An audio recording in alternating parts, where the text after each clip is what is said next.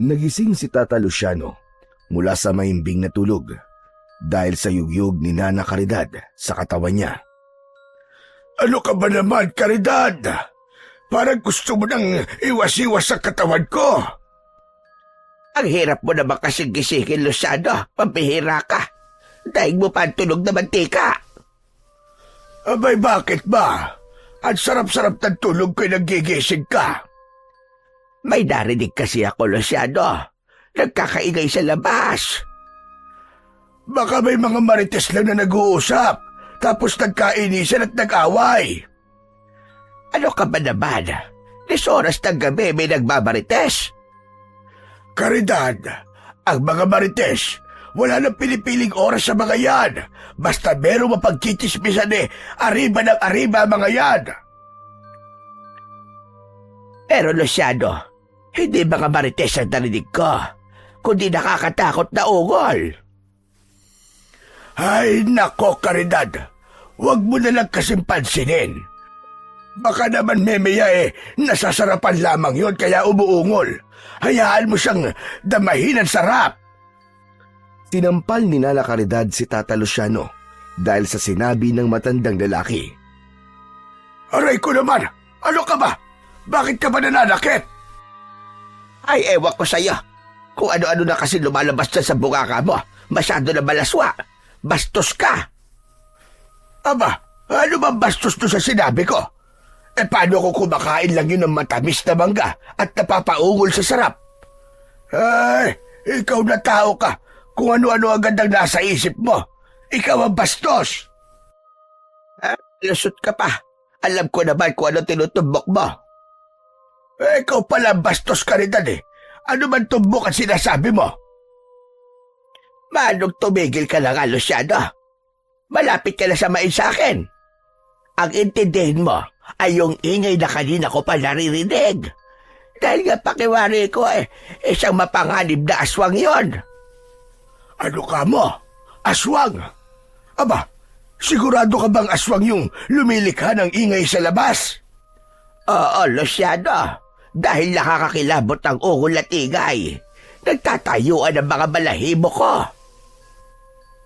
Napatayo si Tata Luciano sa sinabi ng asawang si Nana Caridad, saka dumiretso sa may bintana ng kanilang bahay. Luciano, wag! Wag mo bubuksan ang bintana! May delikado yung gagawin mo! Paano delikado, Caridad? May aswang nga! Ano ba sinasabi mo, Caridad?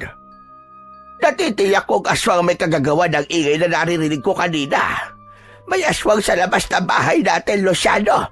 Malamang, kanina pa siya nagmamanman at nag-aabang sa atin. Aba, lokong aswang yun Baka hindi niya kilala itong gusto nilang banggain.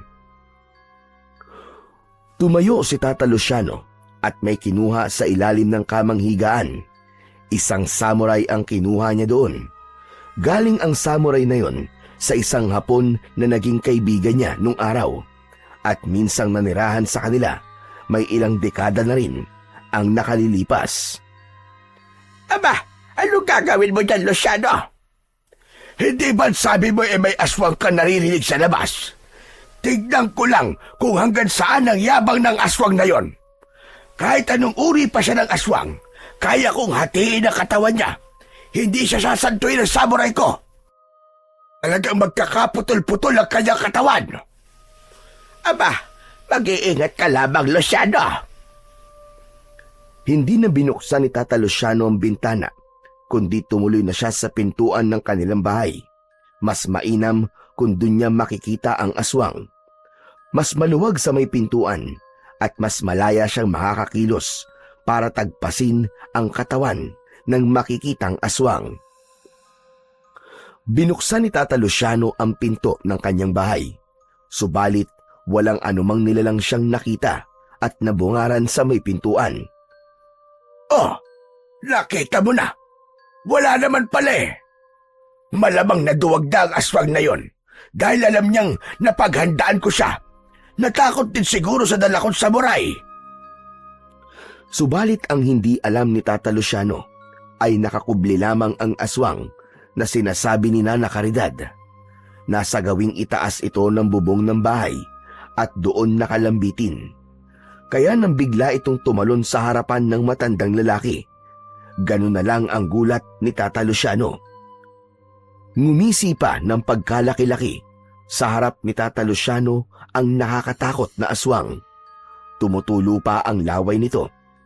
Agad namang iwinasiwas at panay ang haribas ng matandang lalaki sa aswang na nasa kanyang harapan.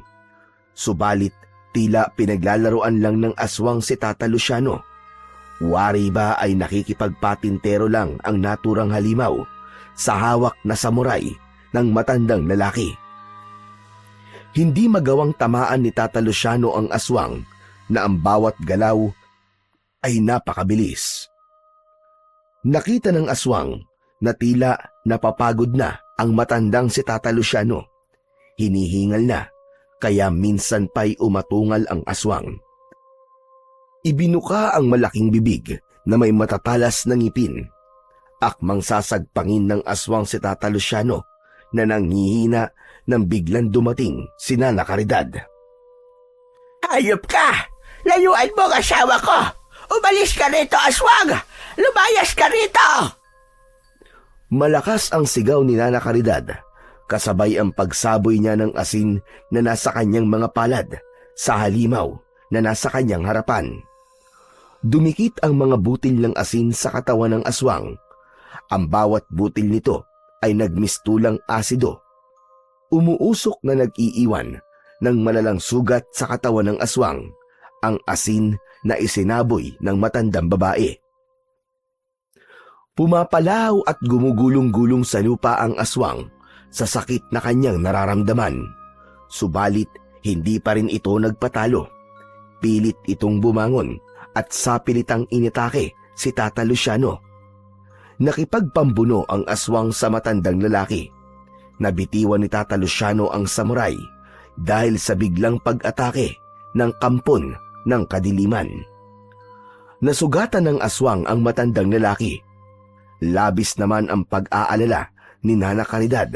Nakitang-kita ang nangyayaring sagupaan ng aswang at ng kanyang pinakamamahal na asawa. Kaya muli pa ay isinaboy ni Nana Caridad ang natitirang asin na hawak niya. Mas matindi ang sakit na idinulot nun sa kampon ng kadiliman hanggang sa lumipad na ang aswang na may pakpak at umuusok pa ang katawan na lumayo. Samantala, hinang-hina at puno naman ng sugat ang katawan ni Tata Luciano nang iwan ng aswang. Nagmamadaling nilapitan at tinulungan ni Nana Caridad ang kanyang asawa. Ay nako, yan nga ba sinasabi ko? Kumusta ka, Luciano? Okay ka lang ba? Hindi ko kinaya ang aswang na yon. Aba, muntik na ako, Caridad. Kung bakit naman kasi ang tigas-tigas ng ulo mo? Nagmayabang ka na naman. Ayan tuloy ang inabot mo. Dahil kaya ko ang aswang na yon. Alam mo yan. Pero kanina ay nakaramdam ako bigla ng paghihina. Kaya di ko nagawang patayin ang halimaw na yon. Ano ka ba naman, Luciano? Normal lang na mangyari sa'yo yon. Dahil hindi ka na gaya ng dati. Baka nakakalimutan mo na wala na sa'yo ang anting-anting na pangontra sa aswang. Natigilan si Tata Luciano. Nun lang niya naalala na tama ang sinabi ng kanyang asawa. Wala na siyang taglay na anting-anting o anumang pangontra sa mga aswang dahil isinuko niya na yon. Matanda na siya para ituloy pa ang pakikipaglaban sa mga aswang. 5 dekada rin siyang naging antingero. Marami na siyang napatay na mga aswang. Maraming tao na rin ang kanyang natulungan. Ang gusto naman niya ngayon ay magkaroon ng panahon kasama ang kanyang asawang si Caridad. Kaya ganap na niyang iniwan ang pagiging isang antingero. Wala siyang pinasahan ng taglay niyang medalyon, kundi ibinaon niya yon sa lupa. Wala na rin siyang planong hukayin yon. Sakaling huhukayin niya ay merong mabigat na dahilan. Paano yan, Luciano? Ayaw mo nang gamitin ang anting-anting, Pero hindi naman tayo tinitigilan ng mga aswang. Isa sa dahilan ng patuloy nilang pag-atake ay dahil interesado ang ibang aswang na makuha ang medalyon sa akin. Pangontra man yun sa kanila, pero may magagawa sila para ang pangontrang anting-anting ay magamit nila upang lalo silang lumakas. Kaya interesado silang makuha yon. Paano kung mapahamak tayo, Luciano? Lalo na, wala tayong anumang pangontrang hawak. Ang gagawin lang natin ay ang ibang pamamaraan, katulad ng pagsasaboy ng asin at paggamit ng bawang. Sana nga, tantanan na tayo ng mga kampo ng kadiliman na yan para makapabuhay na tayo ng matiwasay. Nakakapagod na rin ang pakikipaglaban sa mga kampo ng kadiliman. Ang hiling ko lang naman ay may dumating na nilang para maging tagapagligtas ng ating baryo laban sa mga kampo ng kadiliman. Sana nga, Luciano, ay pakinggan ng may kapal ang hiling mo na yan para rin sa katahimikan natin. Dahil may sugat si Tata Luciano na kagagawan ng umataking aswang, kaya ginamot na lamang yun ng kanyang asawa. Hindi nila alam kung hanggang kailan sila maghihintay para maging ganap ang katahimikan sa kanilang baryo. Subalit umaasa sila sa himala na darating. Samantala, ang aswang na umatake sa mag-asawang Tata Luciano at Nana Caridad ay nagwawala sa galit dahil sa naging kabiguan. Buwisit! Buwisit! Mainit ang iyong ulo, Pablito. Bakit? Ano nangyari sa lakad mo kagabi? Amo, yun nga ang dahilan kung bakit ako naiinis eh. May masamang nangyari sa pag-aasik mo ng lagim bilang aswang. Hayop na matandang yon. Sinong matanda sinasabi mo, Pablito? Sino pa nga ba? Di ang dating antingero. Huwag mo sabihing naisahan ka niya. Buwisit talaga. Nakakagalit.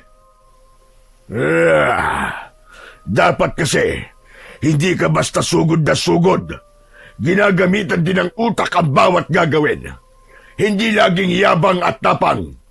Kapag puro yabang at tapang, posibleng mabigo ka lamang at baka ikaw pa ang siyang mapahamak. Amo naman eh. Para mo na rin sinabi na hindi ko ginagamit ang utak ko sa ginagawa kong pagsalakay. Ikaw ang may sabi niyang, Pablito, at hindi ako. Pabihira naman kayo, amo. Kahit papano naman, may utak din naman ako. Pero hindi mo nga ginagamit, Pablito. O baka masyado nang maliit ang utak mo, Pablito, para makita mo pang meron kang utak. At dahil na rin dyan sa kahiligan mo. Aba, ano kahiligan, amo? May nalalaman ka tungkol sa akin? Oo naman. Ako pa ba? Alam na alam ko ang takbo ng utak mo, Pablito. Puro kalaswaan na nasa utak mo, kaya nasisira mga diskarte mo sa buhay. Amo naman sa atin na lang yun. Huwag mo na sana sabihin pa sa iba. Nakakahiya eh. Kaya nga, mag-focus ka sa misyon mo, hindi yung magiging konsumisyon ka pa. Si Medrano ang pinuno ng mga aswang na nagkukuta sa baryo. Alalay niya si Pablito. Meron silang mahalagang pakay kina Tata Luciano. Kasama rin sa kanilang misyon ang palakasin ang kanilang grupo upang ganap na pagharian ng baryo at gawing balwarte ng mga aswang. Minsan, naglalakad si Tata Luciano. Galing siya sa pagbisita sa kanyang taniman. Maghapon siyang naglinis doon. Inalis ang mga damong panira upang magkaroon ng maraming bunga ang mga pananim na gulay. Pagtatanim at pagtitinda ng gulay na ibinabagsak sa malapit na palengke ang pinagkakakitaan ni Tata Luciano at Nana Caridad. Papalubog na ang araw ng mga sandaling yon. Napagod sa maghapong trabaho sa bukid si Tata Luciano. Tuloy-tuloy ang kanyang paglalakad upang umuwi na. Bigla siyang napahinto dahil nararamdaman niyang kanina pa merong nakasunod sa kanya. Hindi niya mawari kung anong uri ng nilalang yun. Saglit na huminto ang matandang lalaki. Hinawakan ang puluhan ng itak na nakalagay sa kaluban at nakasabit sa kanyang bewang. Kung sino ka mang nilalang ka at may masama kang plano sa akin, huwag kang magkakamali dahil tatagpasin ko talaga ang leeg mo. Inihanda ng matandang lalaki ang sarili niya. Nababahala siya na baka binalikan ulit siya ng aswang na kanyang nakainkwentro nitong mga nakalipas lamang na araw. Pakiwari niya ay hindi siya titigil nito dahil nga may bagay itong nais kunin sa kanya. Kaya lamang ay hindi siya papayag na makuha yon ng kahit na sino, lalo na ang masasamang nilalang na gaya ng aswang, sapagkat gagamitin lamang yon ng kampon ng kadiliman sa lalo pang paggasik ng kasamaan. Lumingon at tinignan ni Tata Luciano ang gawing likuran niya upang alamin kung sino ang pakiwari niya'y nakasunod sa kanya. Kaya lamang wala siyang nakita na kahit na sino. Iginala din niya ang kanyang mata sa kaliwa at kanang bahagi. Tumingala na rin siya sa pagbabaka sakaling nasa itaas at lumilipad ang nakasunod sa kanya. Kaya lamang ay wala talaga siyang nakitang anuman. Kaya itinuloy na lang ng matandang lalaki ang kanyang paglalakad. Naroon pa rin sa dibdib niya ang kaba at pagkabahala. Subalit, pilit niyang iwinawak siyon sa kanyang isipan. Binilisan na lang niya ang kanyang paglalakad, ngunit ramdam niya na binibilisan din ng nilalang ang lakad nun. Habang naglalakad, ay nag-iisip ng paraan si Tata Luciano kung paano ba niya makikita ang nilalang na alam niyang kanina pa nakasunod sa kanya. Muling lumakad ang matanda. Sa pagkakataon na yon, ay nakaisip na siya ng paraan kung paano makikita ang nilalang na kanina pa bumabahala at nakasunod sa kanya. Kaya sa ilang paghakbang ng matandang lalaki, ay bigla siyang huminto na nakabuka ng malapad ang kanyang dalawang hita. Saka biglang iniyuko ang kanyang kalahating katawan gamit ang bewang upang sumilip sa pagitan ng kanyang nakabukang hita kung ano ang nasa likuran niya. Kitang-kita niya ang nilalang. Hindi siya makapaniwala sa kanyang natuklasan dahil hindi naman yon nakakatakot gaya ng hinala niya. Hindi rin aswang na tulad ng naiisip niya kanina, kundi isang bata ang nakita niya. Agad na nagkubli sa malaking puno na nasa gilid lamang ng daan ang batang sumusunod sa kanya. Nilapitan yon ng matandang lalaki. Sa halip na tumakbo ang bata, dahil nalaman na ni Tata Luciano ang ginagawa niyang pagsunod kanina. Subalit, nanatiling nakakubli lang ito sa likod ng malaking puno. Aha! Ikaw pala yung kanina pa nakasunod sa akin, bata. Pasensya na po. Bakit mo ba ako sinusundan, ha? Wala po. Gusto ko lang. Ayos ka rin sumagot, ha? Basta gusto mo lang ako sundan, ha? Ganun lang ba yun? Para sumama po sa inyo. Sa amin? Sa bahay ko? Opo. Napakunot ang noo ng matandang lalaki sa sagot ng bata. Napansin ni Tata Luciano na may kakaiba sa batang kaharap niya. Sa pakiwari niya ay nasa edad 10 hanggang 12 taong gulang ito. Nakasuot ng bahag at ang katawan ay merong iba't ibang marka o guhit ng mga hayop. Sinubukan pang kuskusin ng kanyang daliri ang mga nakadrawing sa katawan ng bata.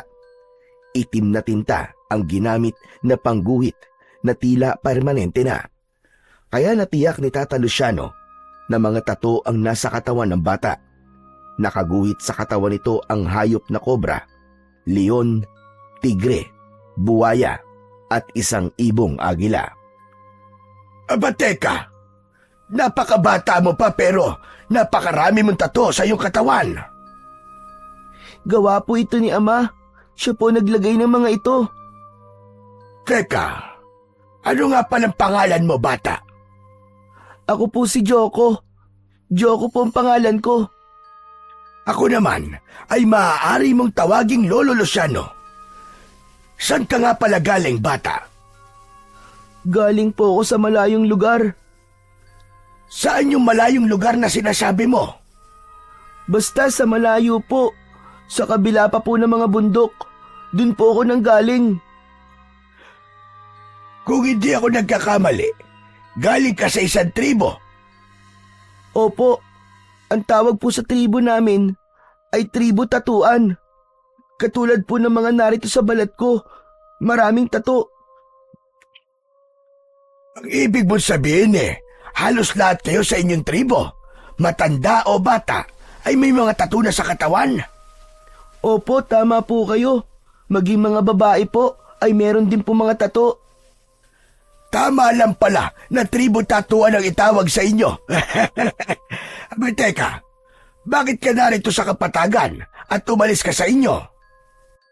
Hindi na sumagot si Joko. Nakatingin lamang siya sa muka ni Tata Luciano. Nangingilid ang luha sa mga mata ng bata. Napansin naman yon ng matandang lalaki. Aba, may problema ka ba, Joko? Abay, parang gusto mong umiyak. Wala po ito. Hindi na pinilit pa ni Tata Luciano na sabihin ng bata kung bakit ito naiiyak. Kung malayo ang pinanggalingan mo, paano ka babalik doon? Ayoko na pong bumalik sa lugar namin, Lolo Luciano. Abay, bakit naman? May kinatatakutan ka ba doon? Umiling ang bata. Tila hindi pa siya handang magkwento at sabihin sa matandang kaharap ang tunay na dahilan ng pag-alis niya sa kanilang tribo. Ang tribo tatuan. Kung wala ka matutuluyan at ayaw mong umuwi sa inyo, gusto mo bang sumama sa akin para doon ka na muna sa bahay namin manuluyan? Talaga po? Isasama niyo po ako sa inyo? Abay, oo naman. Yun ay kung gusto mo. Opo, gustong-gusto ko po. O siya, halika. Sumama ka sa akin at uuwi na tayo. Pagkasabi ng matanda na isasama niya sa pag-uwi si Joko, ay agad na umaliwalas ang muka ng bata. Nakita ni Tata Luciano ang kasiyahan nito. Nauna na siyang naglakad at nakasunod lamang sa kanya ang bata. Pagdating sa bahay ay nakakunot ang noo na puno ng pagtataka ang asawa ng matandang lalaki na si Nana Caridad. Abay, Luciano, sino siya? Ba't may kasama kang bata? Kumusta po?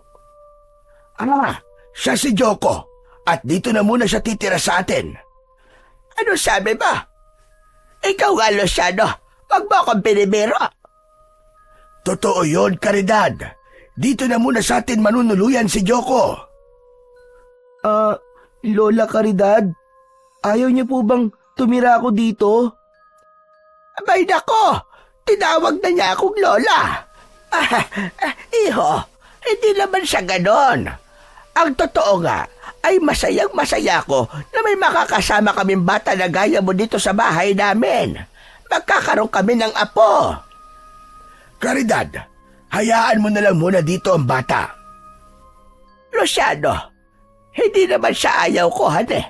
Baka kasi, hinahanap na siya ng mga magulang niya ngayon. Tapos mamaya madamay pa tayo sa problema. At isipin ng mga magulang niya na kinuha natin ang kanilang anak. Huwag po kayo mag-alala, Lola Caridad. Hindi po mangyayari yun.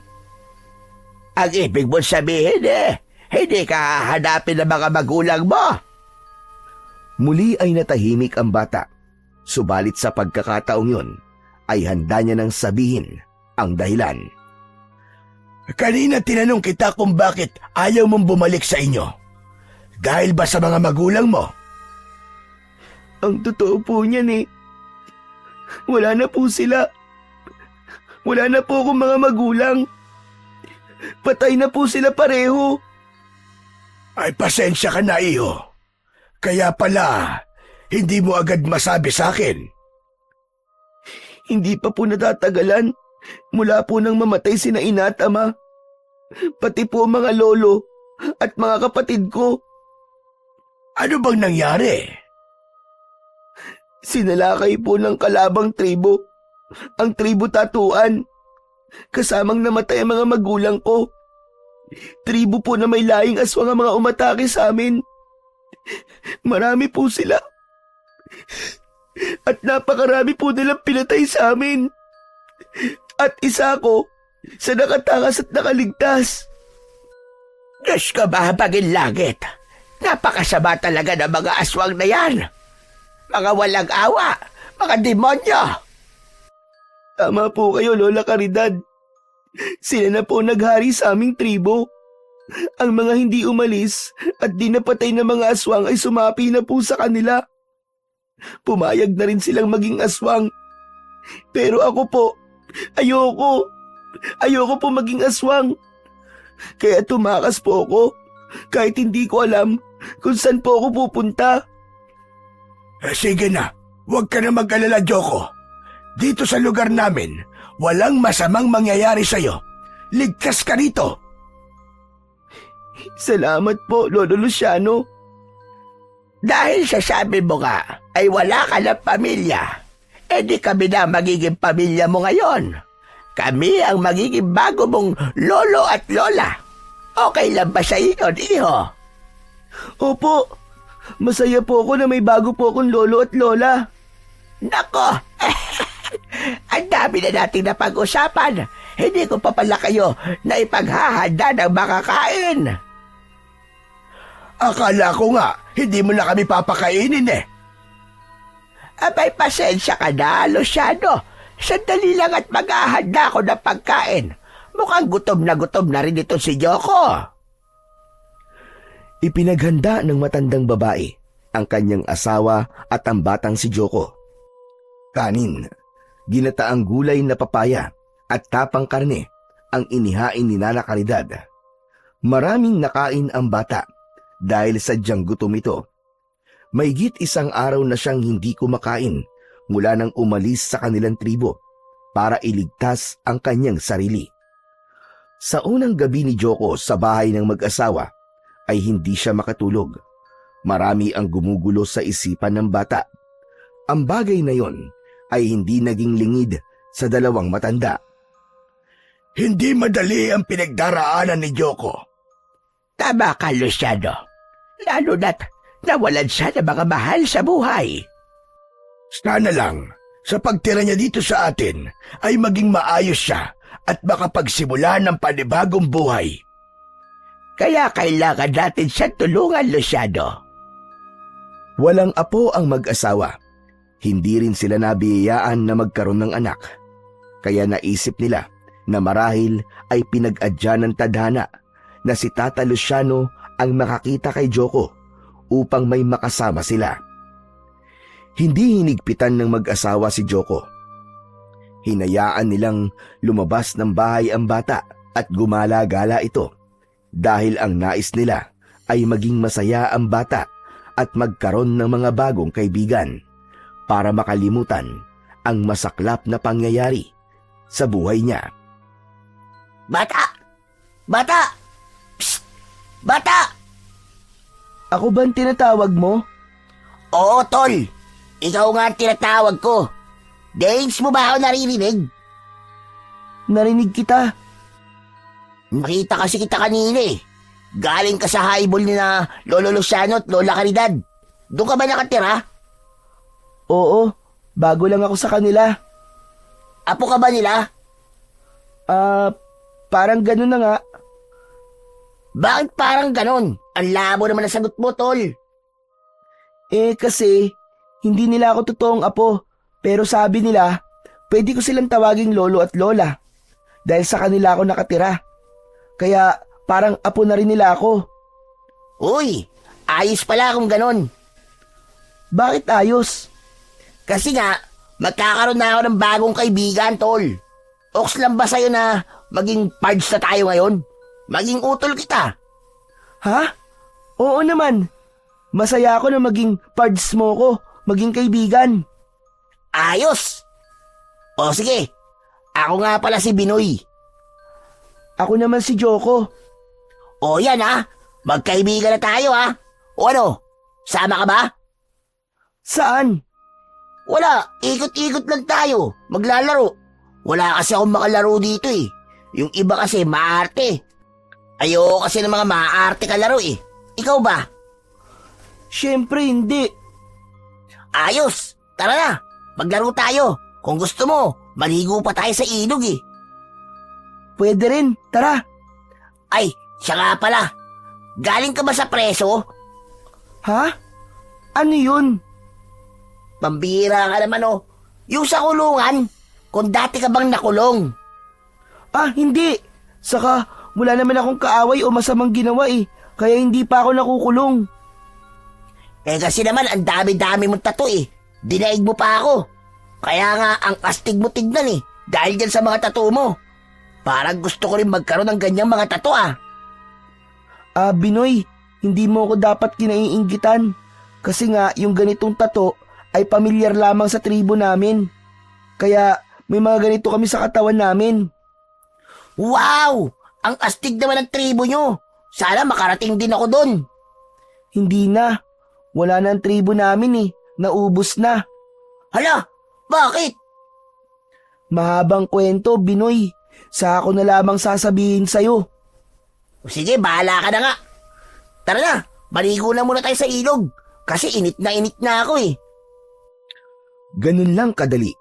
Nagkaroon ng bagong kaibigan si Joko sa katauhan ng makulit at astig na batang si Binoy. Naging palagay naman ang loob ng batang mula sa tribo ng tatuan. Kayang-kaya niyang pakibagayan ang katulad ni Binoy. Aba, magaling naman. Nagkakilala na pala kayo ni Binoy. Opo, Lolo Luciano. Naligo na nga po kami sa ilog Ang sarap-sarap po maligo. Mag-iingat ka ron, Joko, Marami na bata ang nalunod doon. Hindi po ako malulunod, Lola Caridad. Marunong po akong lumangoy. Kung ganun pala, ay dapat mong turuang lumangoy ang Lola Caridad mo.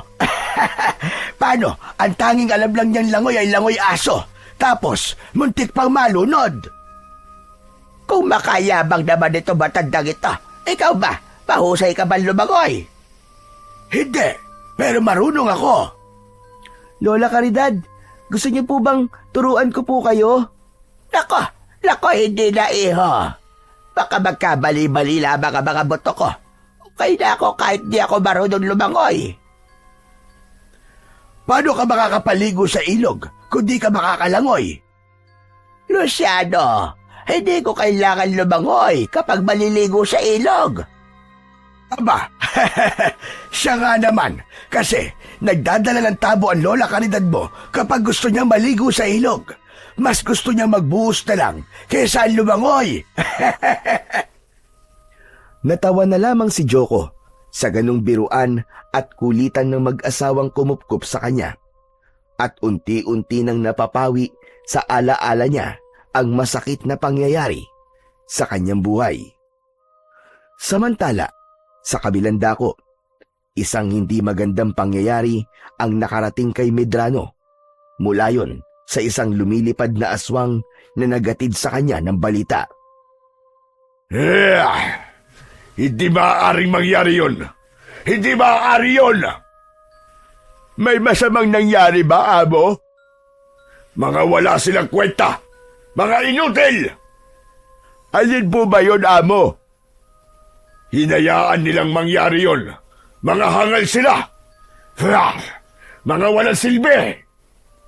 Amo, ano po ba yun? Kanina pa po kayo nagagalit Samantalang hindi mo naman sinasabi sa akin ang ikinakagalit nyo. Bakit, Pablito? Kapag sinabi ko ba sa iyo ang kinakagalit ko, mawawala ang inis ko? Depende sa iyo yun, Amo. Kaya nga wag mo na lamang akong kulitin para alamin pa yon. Kung wala ka rin namang maitutulong, buwisit ka. Tumahimik na lamang si Pablito. Ayaw niyang dagdagan pa ang inis ng kanyang amo. Kaya mainam na itikob na lamang niya ang kanyang bibig kaysa masaktan pa siya ng kanyang among si Medrano. Naging malaking tulong din sa matandang mag-asawa ang pagkupkup nila kay Joko. Dahil may nakakatuwang si Tata Luciano sa trabaho niya sa bukid. Ang galing! Ang lalaki na po ng bunga ng mga tanim niyong gulay, Lolo Luciano. Tama ka. At sa susunod na linggo ay pipitasin na natin yung mga yan upang may pagbili. Sige po, tapos sasama po ako sa inyo sa pagbibenta po ng mga gulay. Marunong kang magbenta? Opo, kayang-kaya ko po yun. Nasa ganung pag-uusap ang dalawa nang may maramdamang kakaiba si Joko. Kasunod nun ay may naamoy siyang pamilyar sa kanya. Suminghot-singhot sa hangin ang bata. Hala, bakit ganun? Narito na rin sila. Bakit, Joko? Ano bang nararamdaman mo? At anong naaamoy mo? Nandito na po sila, Lolo Luciano. Ano ba yon? Saka bakit panay ang singot mo sa hangin? Naaamoy ko po sila. Ang aswang. Ano ka mo? Aswang! Opo, Lolo Luciano, naaamoy ko po sila. May aswang po na malapit lang po dito sa kinaroroonan natin. Aba, pero araw na araw Maliwanag pampaligid. May mga aswang po na kayang gumala kahit araw. Hindi po nila kinakatakutan ng liwanag. Ibig mo bang sabihin, ang naaamoy mo ay katulad ng aswang na umatake sa inyong tribo? Opo, tama po kayo, Lolo Luciano. Nakarating na rin po sila rito. Ang totoo, Apo, ay may aswang na rin gumagala dito sa baryo bago ka ba dumating sa amin. Minsan na siya nagpakita sa akin. Kung ganun, posibleng yung aswang na naroon sa lugar mo ay kauri ng aswang na gumagala ngayon dito sa baryo, tama ba? Tama po kayo, Lolo Luciano. Maaring magkauri nga po sila dahil magkapareho po sila ng amoy. Pwede rin pong sila mismo mga aswang na narito ngayon sa baryo. Ako ang sadya ng aswang na naaamoy mo, Joko. Dahil meron siyang nais kunin sa akin.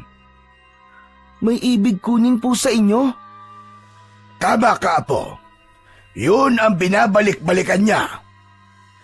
Pero pwede rin po ako ang pakay ng aswang na yun. Bakit naman? Nais din po nila akong kunin. Aba, bakit kanya kukunin? Para patayin po, Lolo Luciano, katulad ng ginawa nila sa pamilya ko.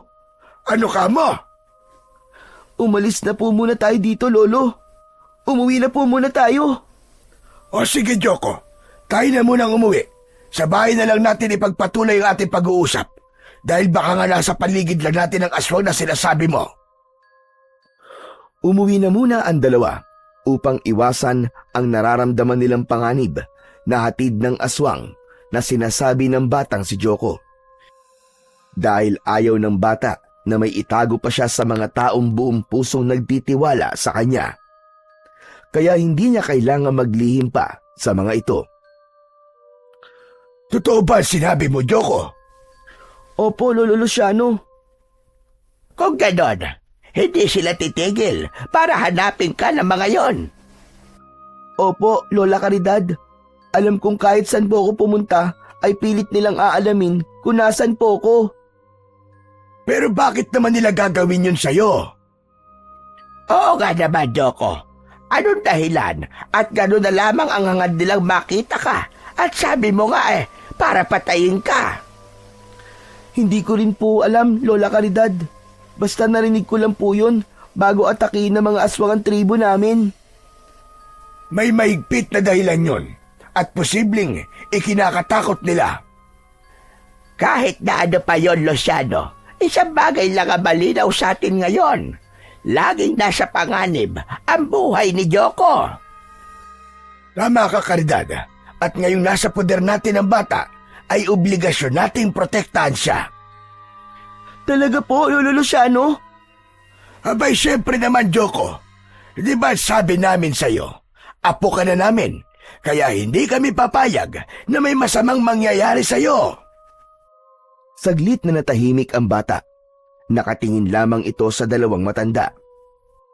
Bakit, Apo? Nawalan ka na lang kibo dyan. May nasabi bang hindi maganda Lolo Luciano mo? Wala naman po, Lola. Bakit tatahimik ka? Aba teka, parang naiiyak ka yata, Joko. Kasi po, ang bait-bait niyo po sa akin eh. Nawala man po ang pamilya ko dahil sa mga aswang na umatake sa aming tribo. Andiyan naman po kayo para maging pamilya ko. Kaya po, sobra po ako nagpapasalamat kay Bathala dahil nakilala ko po kayo. Nagmumula sa puso ang mga salitang yon na binitiwan ni Joko. Bagay naman na tumagos sa damdamin ng mag-asawa. Kaya lumapit sila sa bata at niyakap ito. Ipinaramdam nila ang pagmamahal na alam nilang hinahanap ni Joko. Ipinadama nila na hindi nag-iisa ang bata dahil sila ang bagong pamilya nito. Ang bagay na palaisipan kay Joko at sa dalawang matanda ay malinaw naman para kay Medrano. Kaya ipinaalam na rin niya kay Pablito ang tunay na dahilan ng kanyang ikinagagalit. Kung ganun, amo, nakatakas ang bata. Oo, Pablito. Ang batang kabilang sa huling lahi ng mga tribo tatuan. Siya nga ang batang nakatakda na posibleng tumapos sa inyo, amo, para tapusin na rin ang iyong pangunguna sa mga aswang. Ganun na nga, pero hinayaan nilang makatakas ang buwisit na batang yon. Pero amo, isa lang siyang bata, hindi ba? Bakit, Pablito? Mananatili ba siyang isang bata lamang? Lalaki siya, at kapag umabot sa takdang gulang at naging ganap na binata, ang lakas niya ay magiging katapat ng lakas ko. Ang bertud sa kanyang dugo mula sa tribong tatuan ay magkakaroon ng bisa na lilipol sa lahi natin. Kung ganon, hindi na siya dapat pang umabot sa edad na maging ganap na binata. Ganon na nga, Pablito. Kaya habang bata pa siya at ang bertud na nasa kanyang dugo bilang kasapi ng tribong tatuan at hindi pa nagkakaroon ng bisa, ay dapat na siyang mawala.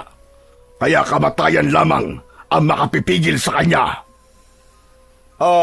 Kung ganon, dapat na natin siyang makita, amo. Tama ka.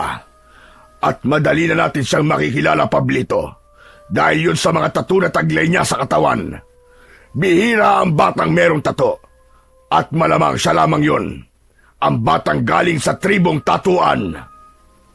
Saan naman natin siya hahanapin, amo? Yan ang dapat nating alamin. Pero sabi ng aswang na nagbalita sa akin, posibleng hindi lumayo ang bata. Maaaring nandito lang siya sa baryo kinaroroonan natin, amo. Posible nga yun. Kaya yun ang gagawin, Pablito. Hahanapin natin. Hindi tayo dapat pag-aksaya ng panahon. Huwag na nating hintayin na lumaki pa ang batang yon. Dahil kapag lumaki siya, buhay natin na malalagay sa panganib. Ang kinabukasan natin bilang mga aswang ang siyang matatapos. Isang umaga, naiwang nag-iisa sa bahay si Joko dahil may mahalagang gagawin ang mag-asawang Tata Luciano at Nana Caridad. Naglilinis ng bahay si Joko dahil yun ang bilin sa kanya ng dalawang matanda. Papatapos na rin siyang maghugas ng mga platong kanilang pinagkainan ng umagang yon nang marinig niya ang pagtawag ng bagong kaibigan na si Binoy. Uy, si Tol Binoy yun ah. Tinatawag niya ako. Mabilis na itinaob ni Joko ang mga platong yari sa lata at nagmamadaling pinunasan ang basang banggerahan at saka pinuntahan ang kaibigan. Ayun! Buti na lang at lumabas ka na, Tol Joko. Akala ko, mamamalat na ako sa kakatawag sa'yo, Tol eh. May ginagawa kasi ako, Binoy eh. Ba't ka ba nandito? Tol, tara, sumama ka sa akin. Ha? Saan tayo pupunta? Maliligo na naman ba tayo sa ilog? Hindi. Siyempre, iba naman ang adventure natin ngayon. Hindi lang naman paliligo sa ilog ang pwede nating gawin eh. Marami pa. Eh ano nga yun? Mangangaso tayo, Tol. Para magkaroon tayo ng pang-ulam. Tsak matutuwa ang lolo't lola mo nito. Aba, mga ngaso? Ayos yun, Binoy ah. Yan din ang ginagawa ko dati sa bundok, dun sa aming tribo. Nangangaso ng mga ligaw na hayop. Yun naman pala eh. Tama-tama. Marunong ka naman pala nun eh. Tsak, makakahuli tayo ng baboy ramo. Ang gawin natin, piliin natin yung medyo maliliit para hindi mahirap pulihin. Kaya lang, tol, wala akong pana eh. Hindi ko nadala nang umalis ako sa amin. Nakalimutan ko kasing dalin eh. Akong bahala. Meron ako sa bahay namin. Bigay sa akin ng tiyo ko. Yun ang gagamitin natin. Aba, ayos. O sige, tara na. Para makahuli na tayo at magkaroon ng masarap na pang-ulam bukas. Sumama na si Joko sa kaibigan niyang si Binoy. Sabik na rin kasi siyang gawin ang pangangaso dahil dati niya nang ginagawa yun. Samantala, habang abala ang dalawang bata na sina Joko at Binoy sa bukana ng gubat, kung saan ay nag-aabang sila ng magagawiroong baboy ramo, may nilalang na kanina pa pala nagmamatsyag sa kanila. Yun ay walang iba kundi si Pablito na nagsimula ng pumunta sa kung saang lugar upang alamin kung nasa baryong yun ang batang hanap nila. At dalawang bata na yun, iba ang pakiramdam ko sa kanila. Parang may kakaiba. Lalapitan ko sila, makikipag-usap ako. Nang mapansin ni Pablito na naupo ang dalawang bata para magpahinga, ay sinamantala niya ang pagkakataon upang makausap ang mga ito. Pasensya na kayo Magtatanong lang sana ako, mga bata. Ano po bang itatanong nyo? Naliligaw po ba kayo? Hindi. Juan, ano bang ginagawa nyo rito? Hindi ba kayo natatakot na baka merong ligaw na hayop na umatake sa inyo? Yun nga po ang hinihintay namin, Manong eh. Kasi po, nag-aabang po kami ng ligaw na hayop na uhulihin. Aba, talaga? Ang tatapang nyo naman pala kung ganon. Mas matapang po itong si Joko. Kasi, siga po yan. Ano ka mo? Siga? Paano naman siya naging siga? Marami po siyang tattoo sa katawan, kaya siga siya. Di ba? Kapag maraming tattoo, siga. Sigurado ka ba sa sinasabi mo, bata? Binoy po ang pangalan ko. Binoy. At itong kaibigan mo, Joko, tama ba ako? Opo. Joko, Utoy, maaari ko ba makita mga tattoo na sinasabi ng kaibigan mo? Kasi hindi pa ako nakakakita ng batang bordado ng tattoo sa katawan eh. Bakit po? Kwan, para makita ko lang kung totoo nga sinasabi niya. Ayoko po. Saka bawal po eh. Aba, bakit bawal? Yun po kasi ang bilin sa akin dati ng mga magulang ko. Hindi ko po pwedeng ipakita kung kanino lang ang mga burdang tattoo ko sa katawan. Kaya pasensya na po. Ganun ba? Sige, kung ayaw mo, wag na lang. Saka medyo mahihain din po kasi tong kaibigan ko, Manong eh.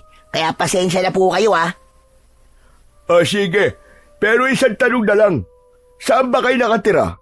Dito lang ba? Bago pa sagutin ng dalawang bata ang tanong ni Pablito, ay nakita ni Binoy na may lumabas na batang baboy ramo sa may damuhan, kaya agad niya tong hinabol upang panain. Joko, halika na! Sundan natin yung batang baboy na mo! Baka makawala pa yun! Oo, Binoy! Kailangan mahuli natin yun! Iniwan na ng dalawang bata si Pablito.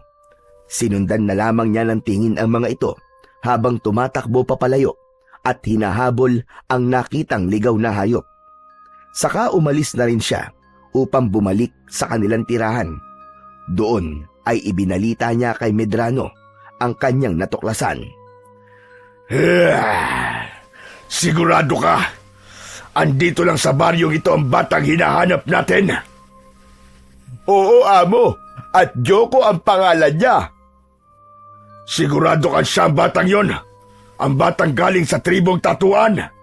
Oo, amo. Dahil nasabi ng batang kaibigan niya na bordado ng tattoo ang katawan ng bata. Nakita mo ba mga tattoo sa katawan niya? Hindi. Ayaw niyang ipakita, amo eh. Pero pinatunayan ng batang kasama niya na may mga tattoo nga ang batang yun. Pero hindi ka pa rin sigurado. Pero hindi ko ba nakita kung talaga may tattoo nga sa katawan ng bata? Ramdam ko, amo, siya ang batang hinahanap natin. Natitiyak ko yun. Kung ganon, aalamin natin kung saan nakatira ang batang sinasabi mo, Pablito, para makuha natin siya. At nang matapos na ang ating misyon, at di na tayo nababahala. Samantala, masayang umuwi ang dalawang bata dahil nakahuli sila ng baboy ramo. Ipinakatay nila yon kay Tata Luciano. Tuwang-tuwa rin si Binoy dahil ilang araw din nilang magiging ulam ang karne ng batang baboy ramo. Gayon paman ang ginawa ni Joko at Binoy na pangangaso ay hindi ikinatuwa ni Tata Luciano, kaya sinabihan niya ang dalawang bata na wag na yung uulitin pa. Apo, wag sana sasama ang loob mo sa akin, Pero para din yun sa kaligtasan mo. Bakit po, Lolo Luciano? Ikaw na rin ang may sabi na posibleng may humahanap sa'yo, hindi ba? Sabi mo pa nga ay maaaring aswang sila at gagawan ka ng masama. Pasensya na po kayo, Lolo. Ayos lang yun, Joko. Pero dapat doble natin ang ating pag-iingat, lalo na't hindi natin kilala ang mga nilalang na maaaring humahanap sa'yo. Joko, ayaw namin ang lola mo na may masamang mangyari sa'yo. Sinunod na lang ng bata ang pakiusap ng kanyang lolo Luciano. Kapag pinupuntahan siya ni Binoy, ay tumatanggi na siyang sumama sa kaibigan, lalo na kung may kalayuan ang pupuntahan nila. Ikinalungkot naman yun ni Binoy, subalit ayaw ni Joko na sumama ang loob ng mga taong nagmamalasakit sa kanya. Hindi na pala kita pwedeng isama sa mga lakad ko, tol. Pwede pa naman tayo maglaro, Binoy Pero ang gusto ni Lolo Luciano ay dito lang sa malapit. Huwag lalayo. Sige na nga. Saka, para hindi ka na rin nila pagalitan. Oo nga, Binoy. Ayaw ko rin kasi na mag-alala sila sa akin. Nalimitahan ang pag-alis-alis ni Joko ng bahay at pagpunta sa lugar na may kalayuan bilang pagsunod kay Tata Luciano. Ikinatuwa naman ng dalawang matanda ang bagay na yun. Ang ibig lang sabihin ay iginagalang ng bata ang kanilang desisyon. Isang gabi na ang katahimikan ay namayani at ang liwanag ng buwan ay tila merong nais ipahiwatig. Dalawang anino ang kanina pa umiikot sa bahay ni Tata Luciano at Nana Caridad. Sila ay walang iba kundi ang mag-among Medrano at Pablito. Naging madali lamang sa kanila na tuntunin ang kinaroroonan ni Joko. Malakas ang pakiramdam ko, Pablito. Ang bahay na yan, diyan nakatira ang ating pakay. Yun din ang pakiramdam ko, amo. Kailangan natin makuha ang batang sinasabi mo. Pero amo, sarado-sarado ang bahay. Kaya nga gagawa tayo ng paraan upang mapalabas sila. Kapag lumabas ng bahay ang mga nakatira dyan, malaya na nating makukuha ang bata. Kaya gumilid na lamang ang mag-amo at saka nagbago ang kanilang mga anyo. Naging aswang korkor ang mga ito, uri ng aswang na maaaring maging kawangis ng hayop na leon o kaya naman ay kagaya ng isang baboy ramo. Subalit ang ingay na likha ay katunog ng kanilang pangalan, kaya sila tinawag na aswang korkor. Sa loob ng bahay ay mahimbing na natutulog ang mga taong doon ay nakatira. Maya-maya pa ay gumalaw sa pagkakahiga si Nana Caridad. Nakaramdam siya ng panunubig at kailangan niyang magtungo sa palikuran. Bumangon siya sa pagkakahiga. Hindi pa siya nakakalabas ng pintuan upang magtungo sa palikuran na nakahiwalay sa kanilang bahay nang makarinig siya ng ingay. Aba, anong ingay yon? May mabibigat ng yabag at may tunog na parang sinasabing, "Korkor!" Pinakinggang mabuti ng matandang babae ang naririnig na tunog. Ang tunog na yon ay likha ng mga aswang korkor na tila binabanggit ang kanilang katawagan. Baka kung ano lang siguro yon. Kailangan ko na talaga lumabas ng bahay. Abay, sumasakit na ang pantog ko. Naglakad na si Nanay Caridad at tinungo ang pintuan upang lumabas. Pagbukas na pagbukas niya ng pinto, ay agad na bumungad sa kanya ang aswang na korkor. Napasigaw siya ng malakas. Narinig yun ng asawang si Tata Luciano na biglang napabangon. Nakita niyang wala sa kanyang tabi ang asawa, kaya agad nitong tinungo ang pintuan. Kitang-kita niya na bihag ng aswang ang kanyang asawa. Walang hiya kang halimaw ka! Anong gagawin mo sa asawa ko? Pakawalan mo siya! Umatungal lamang ang aswang. Nagmamadaling kinuha ng matandang lalaki ang kanyang samurai para harapin ang aswang. Bitiwan mo siya! Ako ang harapin mo! Gusto mong pakawalan ko ang gurang na ito? Kung biktima kailangan mo, ako na lamang at huwag ang asawa ko! Luciano! Luciano, tulungan mo ako! Kung gusto mo talagang iligtas ang asawa mo, ibigay mo sa akin ang batang nakatira dito. Sino bata sinasabi mo? Walang bata rito! Magkakaila ka pa. Hindi kami pupunta dito kung wala rito ang batang hinahanap namin.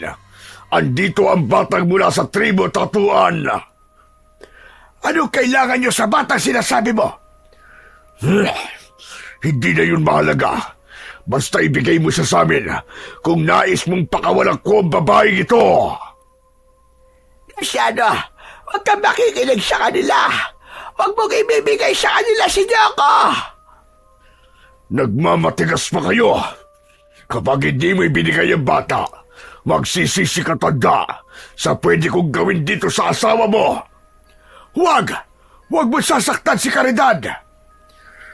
Ayaw mo saktan ko siya, kaya ibigay mo na sa akin ang batang nakatira dito sa bahay mo.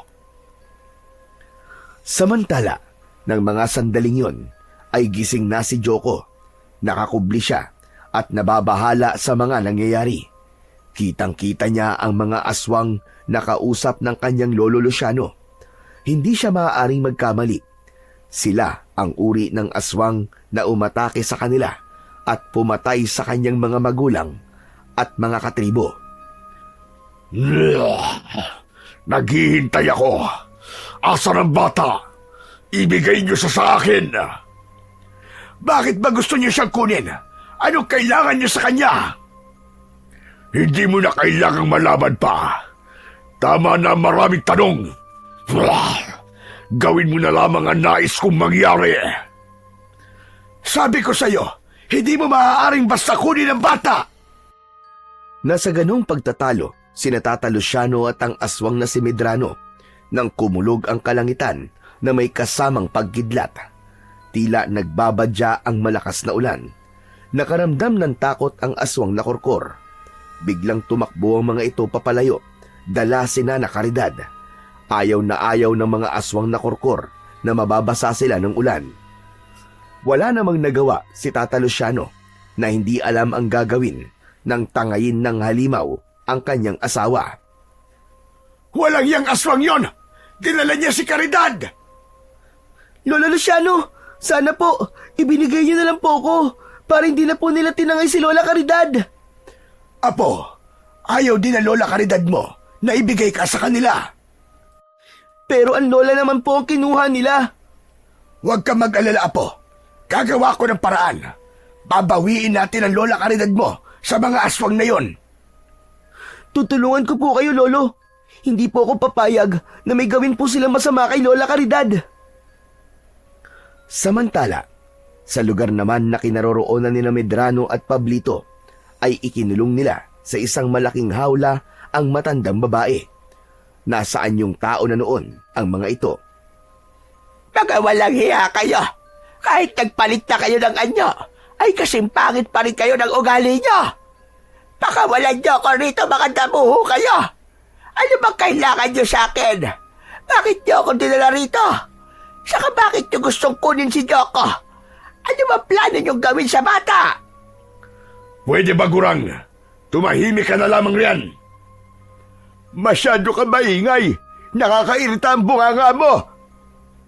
Hindi ako titigil sa pag-iingay hanggat hindi niyo ako pinapakawalan. Mga demonyo kayo! Sige, subukan mo pang mag-ingay at baka wasakin ko na ang bunganga mo. Ibang magalit si Amo. Kahit senior citizen ka na, aba, papatulang ka yan. Wala akong pakialam kahit patulan pa niya ako. Sige, gawin mo! Gusto mo talaga ako subukan? Ba, mukhang naghahanap talaga ng sakit ng katawan ng Gurang na ito ah. E di ibigay natin ang hinahanap niya. Lumapit si Medrano sa pinagkukulungan ni Nana Caridad. Masama ang tingin ng matandang babae sa lalaki. Ano kailangan mo sa akin, ha? Hindi ba sabi ko, itikom mo yung bunganga mo, Gurang? Kung ayaw ko, ha? Ayokong itikom ang bibig ko! Ayaw mo, ha? Isang malakas na suntok ang pinakawalan ni Medrano at tumama yon sa bibig ng matandang babae. Dumugo ang nguso ni Nana Caridad. Hayop ka! Napakawalang hiya mo! Hindi mo na iginalang ako bilang isang matandang babae! Sinabihan ka na kanina ni Ako, pero ayaw mo makinig. Kaya tama lang yan sa'yo. Ayan, sumabog tuloy ang uso mo. Hayop kayo! Magbabayad kayo sa ginawa niyo ito sa akin! Talaga? Magbabayad kami?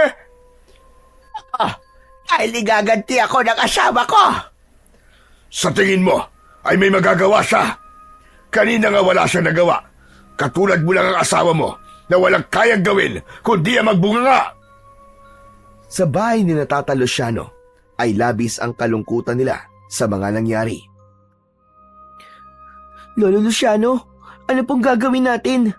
Kailangan po natin tulungan si Lola Caridad. Iligtas po natin siya. Oo, Joko. Ililigtas natin ang lola mo. Pero, paano po? Mapanganib po mga aswang na korkor.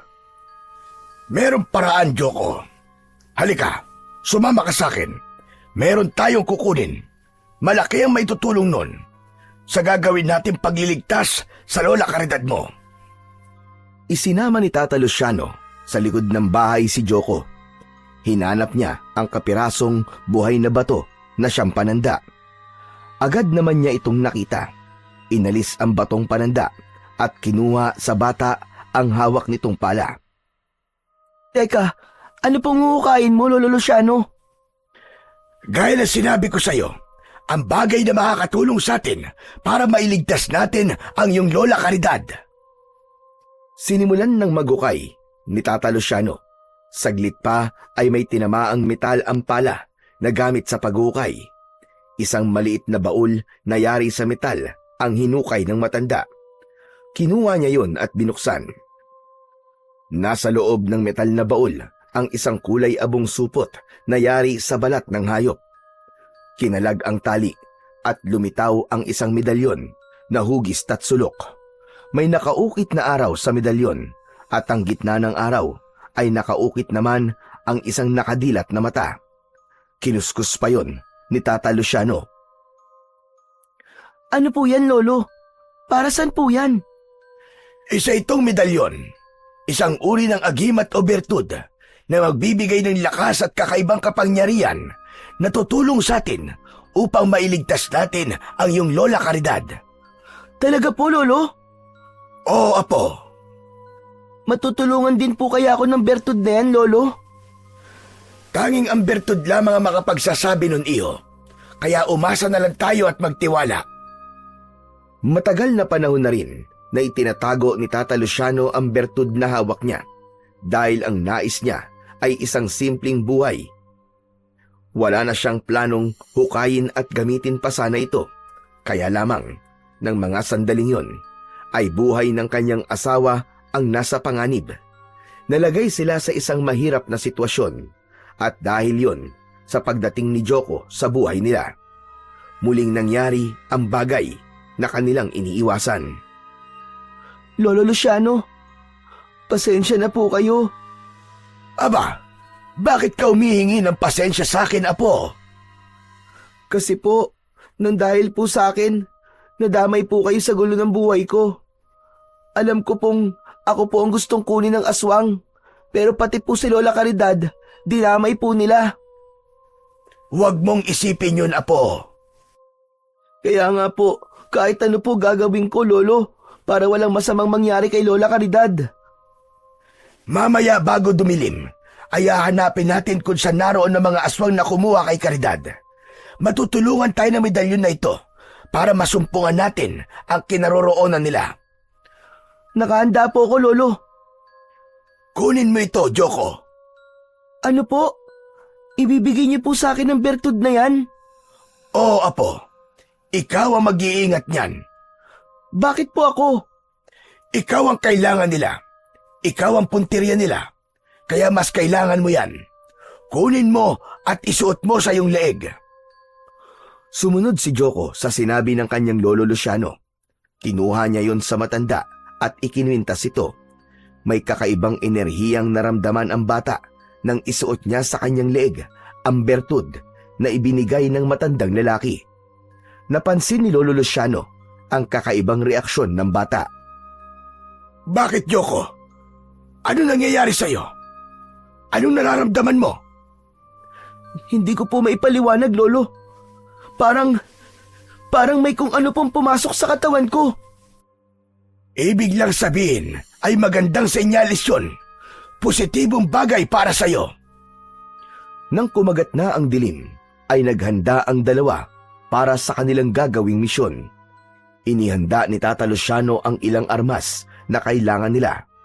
Nang ganap na makapaghanda ang mga ito, ay sinimulan na nilang bagtasin ang daan patungo sa lugar na ituturo sa kanila ng medalyon na nasa katawan ni Joko. Hindi sila makapaniwala na hindi naman pala kalayuan ang pinagdalhan ng aswang kay Nana Caridad. Malapit lang pala, Joko. Oo nga po, Lolo Luciano. May lumang bahay pala sa lugar na ito. Ngayon ko lang din ito nakita. Siguro po, nasa loob po ng lumang bahay na yan si Lola Caridad. Kailangan makapasok tayo dyan, Apo. Kayang-kaya ko pong gawin yun, Lolo Luciano. Ako na lang po ang papasok sa loob. Talaga bang kaya mo, Joko? Opo, Lolo. Ako na pong bahala. Maiwan na lang po kayo dito sa labas. Dahan-dahan nang lumapit si Joko sa lumang bahay. Naghahanap ng madadaanan nang biglang may humawak sa kanya. Ganun na lamang ang gulat ng bata nang makita kung sino ang humawak sa kanyang braso. Si Pablito yon, ang kanang kamay ni Medrano. Saan ang punta mo, bata? Bitiwan mo ako! Bitiwan mo ako! Tingnan mo nga naman. Di na kami mahihirapang balikan at hanapin ka dahil nandito ka na. Nakita ni Tata Luciano na nahuli ni Pablito ang bata, kaya nagmamadali siyang lumapit. Huwag mo siyang pakialaman! Aba, pati ikaw tanda, nandito ka na rin. Aha, alam ko na. Gusto niyo mag-reunion kayo ng babaeng gurang na nakakulong sa loob. Anong ginawa niyo sa asawa ko, mga hayop kayo? Nasaan siya? Kalma lang. Buhay na buhay pa siya. Yun nga lang, sabog ang uso. Mga hayop kayo. Sinaktan niyo ang asawa ko. Sinaktan niyo si Lola? Aba, kasalanan niya eh. Masyado kasi matabil ang bibig. Parang Armalite. Napiko ng amo ko, kaya yun. Pinatikim ng suntok sa bunganga. Mga walang hiya kayo. Hindi na kayo naawa sa asawa ko. Teka. Kay amo ka magalit dahil siya sumuntok sa bunganga ng asawa mo. Nang sandaling yon, ay naroon na rin pala si Medrano papalapit sa kanila. Kaya sumabat na sa kanilang pagtatalo. Bakit, tanda? Anong gagawin mo sa akin? Dahil sinapak ko ang asawa mo. Hayop ka! Magbabayad ka! Hanggang diyan ka lang naman eh. Puro kayabang. Amo, wala na saysay ang pakikipagtalo sa matandang yan. Heto ang kailangan natin, oh. ang batang sinasabi ko sa'yo. Bitiwan mo ako! Bitiwan mo ako! At bakit naman kita bibitiwan ha? Ikaw nga kailangan namin, hindi ang mag-asawang gurang. Pablito, ipasok ng batang yan. Dalhin sa loob. Huwag niyo siyang isama! Huwag niyo pakialaman ang bata! Di ba ang gusto mo? Sunduin ang asawa mo, kaya nandito ka. Huwag ka mag-alala. Makakalaya na siya. Pakakawalan ko na siya, kapalit ng batang hawak ni Pablito. Halika na, bata! Pasok na tayo sa loob! Talaga bang pakakawalan niyo na si Lola Caridad? Pag sumama ako sa inyo? Oo, bata. Dahil ikaw lang naman ang kailangan namin eh. Lolo, huwag na po kayo mag-alala. Makakasama niyo na po sa pag-uwi si Lola Caridad. Ako na po ang bahala sa sarili ko. Gusto mang pigilan ni Tata Luciano ang bata. Kaya lang ay alam niyang hindi papayag ang mag-amo. Maging siya man ay baka makatikim ng suntok. Kaya naluluha siyang pinagmasdan na lamang si Joko habang bitbit papasok sa lumang bahay. Naisip ni Tata Luciano ang bertud na nakakwintas sa bata. Yun na lamang ang tangi niyang pag-asa para walang masamang mangyari kay Joko. Naghintay si Tata Luciano para ilabas ni Pablito ang asawa niya na kanilang bihag. Habang nakatingin sa lumang bahay ang matandang lalaki, ay biglang may humawak sa kanya at hinila siya. Ganun na lamang ang gulat niya, subalit napalitan yun ng saya nang makilala ang humila sa kanyang kamay. Aba, Caridad! Bakit nandito ka? Di ba dapat naroon ka sa loob? Nakatakas ako, Luciano. Huwag ka maingay. Hindi nila naikandado na maayos ang kulungan ko, kaya nakalabas ako. Si Joko, nasan siya? Kasama mo ba? Kasama ng 2 aswang. Dinala sa loob. Ano ka mo? Abay, bakit isinama? Kapalit ng kalayaan mo. Yun din ang gusto ng bata. Mas mahalaga sa kanya na makalaya ka. Abay, paano na ngayon yan? Tsak may gagawin silang masama kay Joko. Narinig ko ang pag-uusap nila. Papatayin nila ang ating apo. Ano ka mo? Oo, Luciano. Dahil galit sila sa tribong tatuan na pinagmula ng bata. At isa pa, si Joko daw ang posibleng pumatay sa kanila pagdating ng takdang panahon at lilipol sa mga aswang na gaya nila. Ngayon hawak na nila ang bata. Tsak papatayin nila ang apo natin. Anong gagawin natin, Luciano? Caridad, huwag ka mag-alala. Nagtitiwala ako sa bertud. Ano ka mo? Ano bertud? Ang medalyon, Caridad. Hinukay ko dahil kailangan. At dala yon ni Joko ngayon. Akala ko ba, kinalimutan mo na ang paggamit noon? Dapat sana'y ganun ang plano ko. Pero dahil sa mga nangyari, wala akong ibang alam na paraan kundi gamitin uli ang agimat para sa kaligtasan mo. At ngayon ay para sa kaligtasan na ni Joko. Sa loob ng bahay, kasama ni Medrano at Pablito si Joko upang puntahan ang pinagkulungan nila kay Nana Caridad. Ganon na lamang ang kanilang gulat nang makita na bukas ang kulungan at wala na sa loob ang matandang babae. Aba! Amo! Amo, nakawala siya! Nakawala ang matandang babae! Hindi mo inayos ang kandado ng kulungan, kaya nakawala siya! Nasaan ang Lola Caridad ko? Hindi namin alam. Diyan sa kulungan na yan nakakulong ang lola mo eh. Pero nakatakas siya. Amo, anong gagawin natin ngayon? Pabayaan mo na matandang gurang na yon. Tutal, hindi naman talaga natin siya kailangan. Ang batang kasama natin ngayon ang importante. Salamat at wala na rito si Lola Caridad. Siguro, magkasama na sila ni Lolo Luciano. Sabi nga ni Amo, ay hindi naman talaga sila importante dahil ikaw lang ang kailangan namin. Ano po bang gagawin niyo sa akin? Malalaman mo rin mamaya, bata. Pablito, ikaw na muna ang bahala sa batang yan at may mga dapat lang akong ihanda. Iahanda ko mga kailangan sa ritual na gagawin para sa gagawin pag-aalay sa batang yan. Iniwan na ni Medrano si Pablito habang mahigpit na hawak sa braso ang batang si Joko. Napaisip na nagtataka ang bata sa mga sinabi ni Medrano.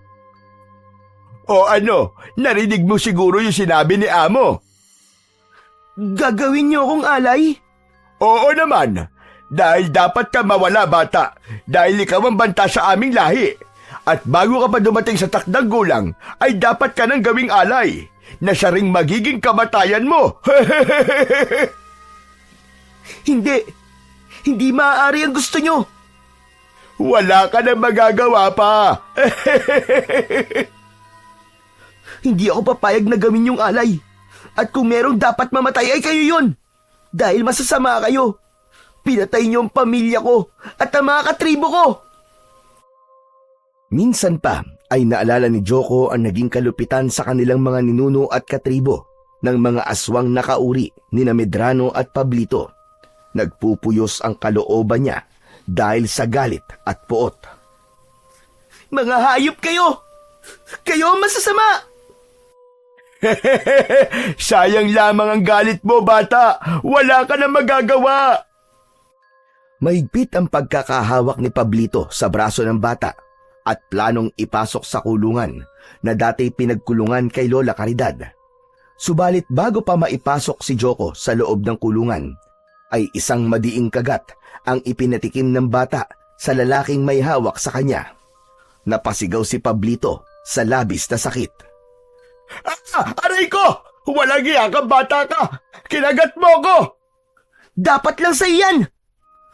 Dahil sa lakas at diin ng pagkakakagat ng bata sa braso ni Pablito, ay nabitiwan niya si Joko. Kaya sinamantala yun ng bata upang makatakbo siya papalayo. Hoy! Saan ka pupunta? Huwag kang umalis, bata! Bumalik ka rito! Lako po! Malilintikan ako nito kaya Amo! Hoy! Bumalik ka rito! Mabilis ang kilos ni Joko. Bago pa siya nagawang habulin ni Pablito, ay nakapagtago na siya. Pero alam ng lalaki na hindi pa nakakalayo ang bata. Kaya lamang ay ininda nito ang ginawang pagkagat ni Joko. Madiin ang pagkakakagat na lumikha ng sugat. Aray ko! Ang sakit ng braso ko ah! Walang iya batang yon. Bumaon ang ngipin niya. Samantala, humanap naman si Joko ng ligtas na lugar na kanyang mapagtataguan. Pero hindi pa siya nakakalabas ng malaki at lumang bahay. Dito muna ako magtatago. Hindi nila ako dapat makita dahil siguradong tototohanin nila yung sinabi kanina ni Mang Pablito. Gagawin nila akong alay. Ibig sabihin papatay nila ako. Hindi ako makapapayag na gawin nila sa akin yun. Sa labas naman ng lumang bahay ay hindi pa rin umaalis ang mag-asawang Tata Luciano at Nana Caridad. Hindi nila kayang umalis doon na hindi kasama ang bata. Hindi maaaring wala tayong gawin, Caridad.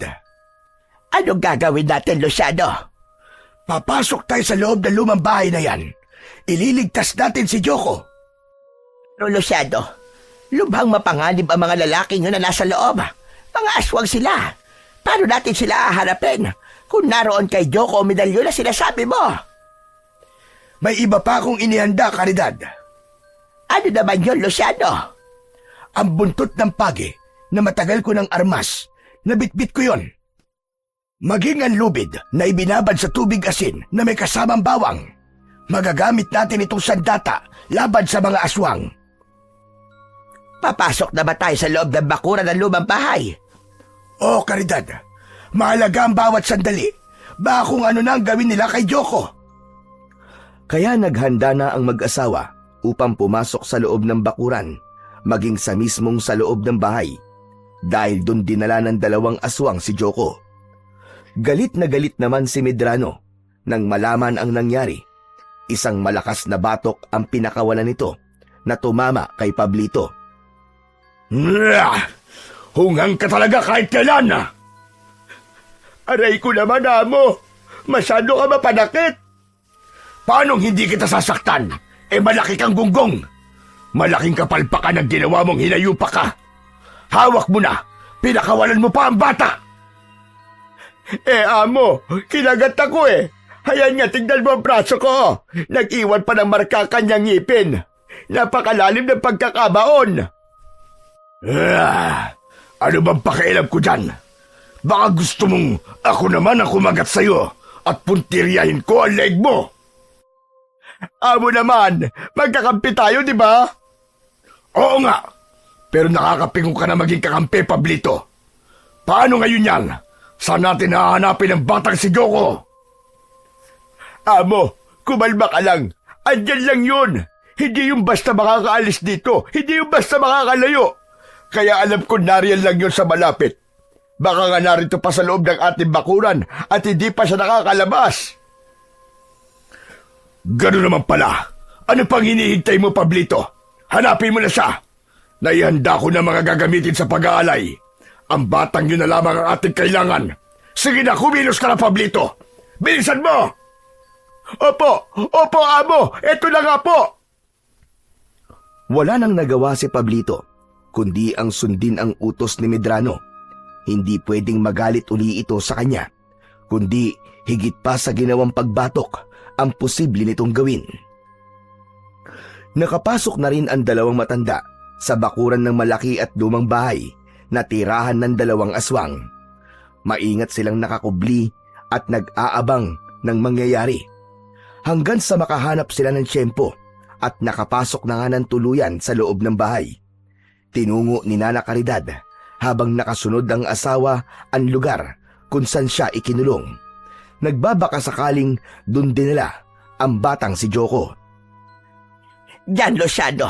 Sa malaking hawla na yan. Diyan ako ikinulong. Subalit, bakit wala dyan ang apo natin? Nagtataka nga rin ako, Luciano, kung nasaan ang bata. Bakit wala siya sa loob ng malaking hawla na yan? Baka sa ibang silid siya ikinulong. Sana nga ay ganun, Luciano. Pero lubha na ako nag-aalala. Baka pinatay na nila si Joko. Hindi mangyayari yung Caridad. Bago pa nila mapatay ang apo natin, tiyak na magkakaroon muna ng matinding paglalaban. Dahil taglay niya ang medalyon, hindi magiging madali para sa kanila na patayin ang bata. Pero Luciano, nasaan ang apo natin? Hindi kaya, katulad na nangyari sa iyo kanina, nakatakas din siya. Abay, sana'y ganun nga ang nangyari. Hindi pa rin umaalis sa kanyang pinagtataguan si Joko. Bagamat naiinip na siya sa pagtatago, pero mas ligtas siya sa kanyang kinalalagyan. Habang paikot-ikot naman si Pablito at pilit na hinahanap ang kinaroroonan ng bata. Makita lang kita, bata ka. Titirisin talaga kita. At kung kanina'y kinagat mo ang braso ko, leeg mo naman nakakagating ko, buwisit ka. Nanggigigil na talaga ako sa'yo. Samantala, hindi naman tumulong si Medrano sa paghahanap sa bata, kundi nagbalik ito sa loob ng kanyang kwarto, humarap sa isang bahagi ng silid at doon ay lumuhod at umusal. Kung ano man ang dahilan ng ginagawa niyang yun, ay siya lamang ang nakakaalam. Subalit, tiyak yun na may kinalaman yun sa plano niya kay Joko. Matyaga pa rin sa paghahanap at pag-iikot si Pablito. Malakas ang kutob niyang hindi pa nakakalayo ang bata. Habang patuloy sa paghahanap ang lalaki, ay nakarinig siya ng ilang kaluskos at tila may bagay na bumagsak. Aha! Sabi ko na nga andito pa ang batang yon. Wala ka ng kawala ngayon. Humanda ka sa akin! Pilit na pinakikiramdaman ni Pablito ang pinagmulan ng ingay na narinig niya. Saka ito dahan-dahang lumapit. Mas naging matibay ang kutob ng lalaki nang malakas na pagbahing ang kanyang narinig. Batang sipunin, makikita na kita! Diyan ka lang pala nagtatago sa likod ng mga tambak na lumang gamit, ha? He! Huli ka! Huli ka rin! Ano? Kayo? Aba, bakit nandito pa kayo? Oo, nandito pa rin kami. Nasaan ang apo namin? Saan mo siya dinala? Engot ka rin, no? Hinahanap ko nga rin siya dahil nawawala. Ano ka mo? Nawawala si Joko? Oo nga, ano ka ba't paulit-ulit ka? Paano nawawala? Kasama mo siya na pumasok kayo dito sa loob ng bahay. Biyag niyo siya, hindi ba? Maigpit pa nga ang pagkakahawak mo sa braso niya. Nakawala nga siya, kaya hinahanap ko. Napakamalas ko pa naman na kayo pa ang nakita ko. Teka, may naisip ako para mapalitaw ko na ang batang yon. Anong iniisip mong hayop kang aswang ka? Ano pa nga ba? Di, magkasama ko kayong ilalagay sa kulungan. Ewan ko na lang kung di pa lumitaw ang batang yon. Dahil tsak na hindi yung papayag na ikulong ko kayo. Kung kakayanin mo kaming ikulong, bakit hindi? Sige, subukan mo lumapit sa akin at makikita mong hinahanap mo. Buntot ng pagi yan ah. Oo, subukan mo lang lumapit sa amin at hagupitin kita nito. Tignan ko lang kung ano mangyari sa'yo kapag lumatay na ito sa katawan mo. Tinatakot mo ba ako, tanda? Hindi kita tinatakot dahil gagawin ko talaga yon. Sige, subukan mo lumapit na damuho ka. Hindi natakot si Pablito. Lumapit nga ito kay Tata Luciano. Ngunit bago pa man ganap na makalapit ay inihataw na ng matandang lalaki ang hawak na buntot ng pagi at agad na lumatay yun sa katawan ni Pablito. Pumalaw sa sakit ang aswang. Kakaiba ang kirot na dulot ng pagdampi nito sa katawan ng aswang. Aray ko! Walang hiya ka, tanda! Ang sakit nun! O ano? Gusto mo pa bang ulitin ko? Sige, Luciano, isa pang hagupit para matigil na yan sa kanyang kayabangan. Isa pang malakas na hagupit ang pinakawalan ni Tata Luciano. Muli ay pumalahaw ng malakas si Pablito. Kasunod ng malakas na palahaw niya ay ang pagbabago ng anyo nito. Naging isang aswang na korkor na handang atakihin ang dalawang matanda. Sumusobra na kayo. Ngayon, tikman mo ang aking galit. Ibabaon ko sa katawan niyo ang aking matutulis na kuko at pangil. Subukan mo at paulit-ulit kong ipapatikim ang hagupit ng buntot ng pagi. Biglang umatake ang aswang. Sinalubong naman yun ng isang matinding hagupit ng buntot ng pagi na hawak ni Tata Luciano. Humihiwa at nag-iiwan yun ng mga sugat sa katawan ng aswang na korkor. Lalo lamang nagwala sa galit ang aswang sa ginawa ng matandang lalaki. Caridad, hawakan mo itong buntot ng pagi. Ituloy mo ang paggagupit sa aswang. Itong lubid ang gagamitin ko upang masilo siya. Agad na kinuha ng matandang babae ang buntot ng pagi. Inihataw sa aswang na patuloy na nagwawala dahil sa matinding kirot na nararamdaman. Inihagis naman ni Tata Luciano ang lubid kaya nasilo ang katawan ng halimaw. Humigpit ang silo sa katawan kaya nahirapan itong makakilos. Lalo namang lumakas ang atungal ng aswang dahil sa lubid na nakatali ngayon sa kanyang katawan. Lubid na ibinabad sa tubig na may asin at bawang. Ang malakas na palahaw ay kanina pa naririnig ni Medrano, kaya nagmamadaling lumabas ito sa kanyang kwarto at ganun na lamang ang pagkagulat niya dahil nakatali ang aswang na si Pablito. Naroon din ang mag-asawa. Andito pa rin pala kayong dalawa. At anong ginawa niyo sa kasama ko? Tama lang yan sa kanya, ang igapos. Ikaw naman, isa kang aswang, kaya matutulad ka rin sa kasama mo. Yun ang akala niyo. Sa harapan ng dalawang matanda ay biglang nagbago ang anyo ni Medrano. Gaya ni Pablito ay naging aswang na korkor ito. Agad na dinaluhong ang mag-asawang kaharap. Subalit nakahanda si Nana Caridad. Isinalubong niya ang buntot ng pagi. Paulit-ulit na iwinasiwas at inihagupit yun sa katawan ng aswang na si Medrano. Kung paanong pumalahaw si Pablito nang matikman ang hagupit ng buntot ng pagi, ay ganun din si Medrano. Nagwala ito ng gusto at pilit na inaatake ang dalawang matanda. Subalit nahahadlangan ng hagupit mula sa buntot ng pagi. Dahil sa pakikipaglaban ng dalawang matanda sa mga aswang, hindi yun kinaya ng katawan ni Nana Caridad. Nakaramdam siya ng panghihina at tila hirap ng huminga. Nakita ni Tata Luciano ang nangyayari sa kanyang asawa na nabitiwan ang hawak na buntot ng pagi. Napaupo at napahiga sa lupa ang matandang babae. Natataranta si Tata Luciano kung ano ang uunahing gawin. Ang patuloy bang pagharap sa mga kalabang aswang o damayan ng asawa na nangangailangan ng tulong. Samantala, ang mga pangyayaring yon ay napanood ni Joko na kanina pa nakikiramdam. Kaya nang makitang nasa delikadong sitwasyon ang dalawang matanda at kailangan ng tulong ang kanyang Lola Caridad, ay lumabas na ng kanyang pinagtataguan ang bata. Wala kayong masamang gagawin sa lolo at lola ko! Joko, apo! Andiyan ka lang naman pala, bata. Pinahirapan mo pa si Pablito sa paghahanap at ang lakas ng loob mong harapin kami. Oo, dahil hindi ako natatakot sa inyo! Habang dinadamayan ni Tata Luciano ang asawa na nahihirapang huminga, ay agad na inihagis ng matandang lalaki kay Joko ang buntot ng pagi. Apo! Yan ang gamitin mo! Mas magiging malakas ang bisa niyan kapag ikaw ang siyang gumamit dahil sa bertud na taglay mo! Agad namang sinaluyon ng bata at mabilis na ipinaikot-ikot sa ere. Tila lumikha ito ng ugong na waring tunog ng buhawi habang pinapaikot at iminawasiwas ni Joko sa ere ang buntot ng pagi. Sa kabuong lakas na hinagupit patungo sa katawan ng dalawang aswang. Malakas ang palahaw ng mga ito, ngunit sadyang hindi magpapatalo ang mga aswang.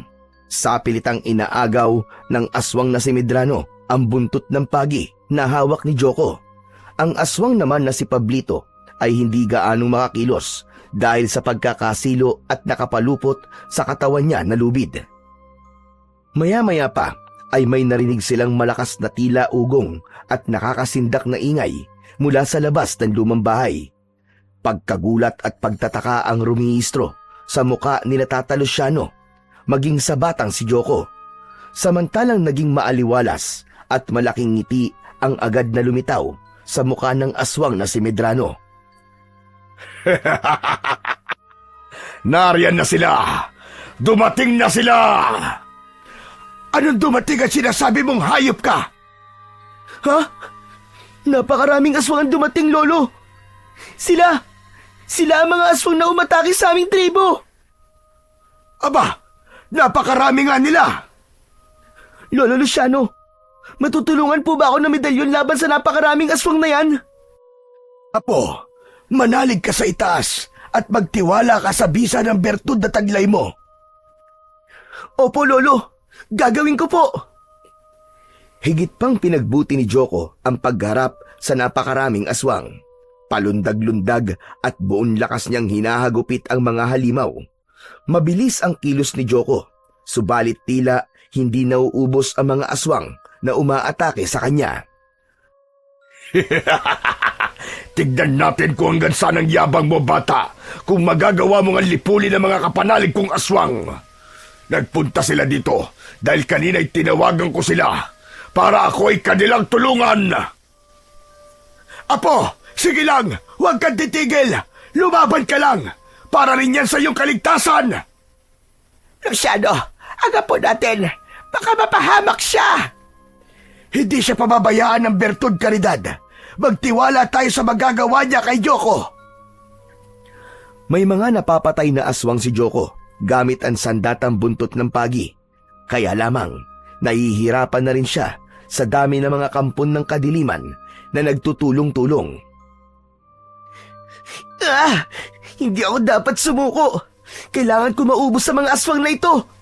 Malaki ang kasalanan nila sa aking mga katribo. Sila ang mga aswang na umatake at pumatay sa mga kalahi ko.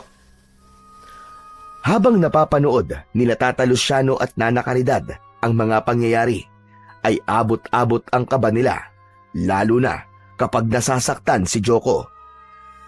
Luciano, parang hindi nauubos sa mga kalaban niya. Caridad, humawak ka na maigpit sa mga palad ko. Aba, bakit, Luciano? Tatawag tayo sa poong may kapal para makialam siya at tulungan si Joko. May magagawa din siya para sa bertud na taglay ng ating apo. Hinawakan ng maigpit ng matandang babae ang kamay ng asawa, saka ipinikit nila ang kanilang mga mata.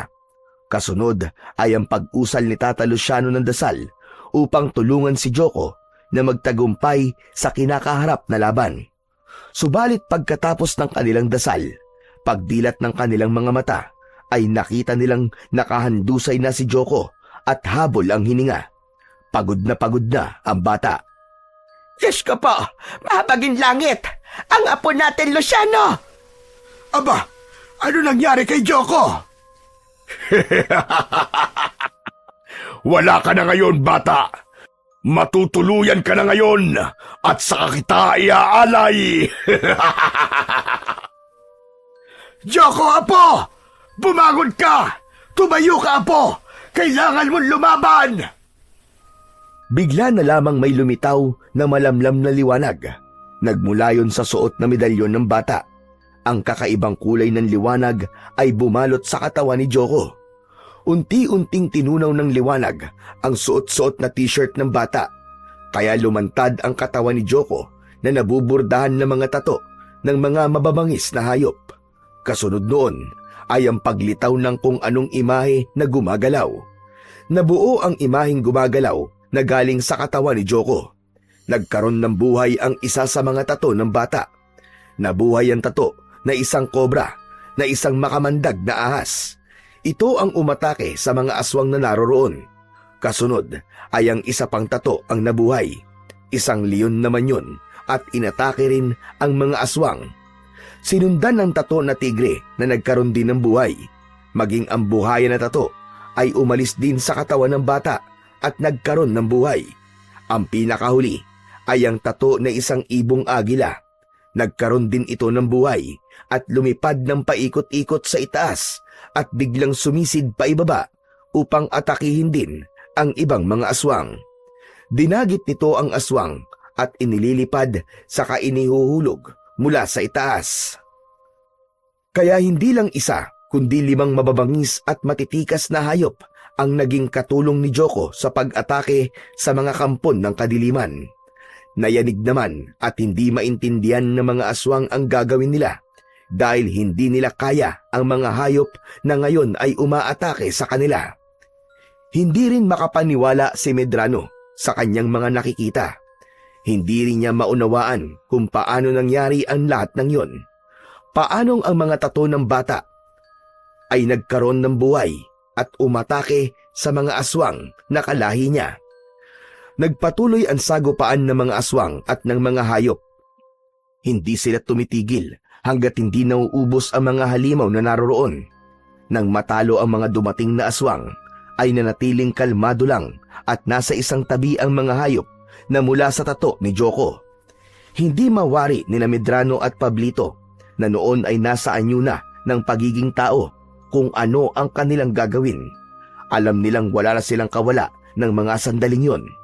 Nagtangkapang tumakas ang dalawa, subalit biglang lumundag sa daraanan nila ang galit na leon. Umaatungal ito at nakabuka ang malaking bibig, kaya napaurong ang dalawa. Amo, lagot na! Wala na tayong kawala ngayon! Baka gawin tayong pagkain ng leon na yan! Kasalanan mo ito, Pablito! Kasalanan mo! Aba, amo! Kasalanan ko pa talaga! Oo, dahil inutil ka! Hinayaan mo matakasan ka ng bata! Tignan mo ngayon ang nangyari! Hoy, mga hunghang!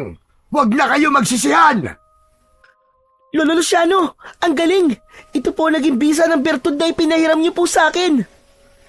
Tama ka, Apo. Hindi ko rin nakalain na kakaiba magiging bisa ng bertud sa'yo. Ngayon po ay naiintindihan ko na kung bakit kahit maliit pa po ako ay tinatuan na po ako ni Ama ng mga mababangis na hayop dahil sila pala magiging tagapagligtas ko. Upang hindi makatakas sina Medrano at Pablito, ay lumapit sa kanila si Tata Luciano at iginapos ang mga ito gamit ang lubid. Maigpit silang itinali. Nagpupumiglas naman ang dalawang aswang dahil sa kakaibang hapdi na dulot ng lubid. Sa bawat pagdampinon sa kanilang katawan ay tila napapaso sila. Saglit pa ay isa-isa nang naging puting usok ang mga hayop na tumulong kay Joko. Pumailan lang ang puting usok at pumasok yon sa katawan ng bata. Pagkadakay, nagbalik ang mga tattoo ng hayop sa katawan nito.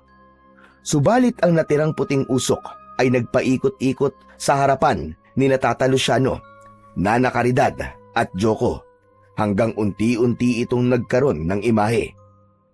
Imahe ng mga taong kilalang-kilala ni Joko. Nagpakita kay Joko ang espiritu ng kanyang mga mahal sa buhay na pinatay ng mga aswang sa kanilang tribo. Nanlaki ang mga mata ng bata. Hindi siya makapaniwala sa mga espiritu na nasa harapan niya. Naluluha na binanggit isa-isa ng bata ang mga ito. Ama! Ina! Apo Tarim! Kuya Saldi! At Kuya Rima! Kayo po ang mga hayop na tumulong sa akin! Oo, anak. Ang espiritu namin ang nasa katawan ng mga hayop na tumulong sa'yo laban sa mga aswang. Tinawag ang aming espiritu, anak, ng isang mahiwagang tinig at isinama kami dito upang tulungan ka. Ang bisa ng bertud. Siya ang tumawag sa espiritu ng mga mahal mo sa buhay, Joko, para tulungan ka. Lolo Luciano, hindi pa rin po ako makapaniwala na makikita ko po ulit ang mga mahal ko sa buhay. Kahit espiritu na po sila. Anak, kahit wala na kami, hinding-hindi ka pa rin namin iiwan. Lalo na ngayon naglalakbay ang aming mga espiritu at hindi pa nakakatawid patungo sa aming destinasyon. Kaya habang naririto pa kami, anak, hinding-hindi ka namin pababayaan. Mananatili kaming gabay mo sa anumang oras. Masaya kami na may mga taong kumukup sa iyo at totoong nagmamahal.